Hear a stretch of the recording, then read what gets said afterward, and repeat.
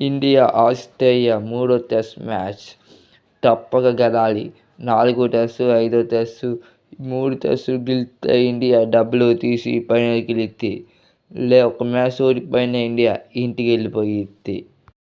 India 3 మ్యాచ్లు గెలిస్తే Australia ఇంటికి వెళ్ళిపోయిద్ది.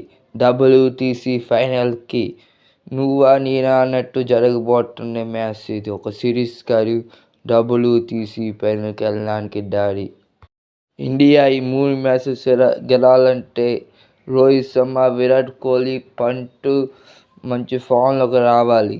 అప్పుడే ఇండియా గెలిచే అవకాశం ఉంది. ఇంకా బౌలింగ్లో బుమ్రా, సిరాజ్. మూడో టెస్ట్ మ్యాచ్కి సెమీ వచ్చే అవకాశం కూడా ఉంది. ఇంకా ఆస్ట్రేలియాని 3 మ్యాచ్లు 3 ఓడించడం కష్టం.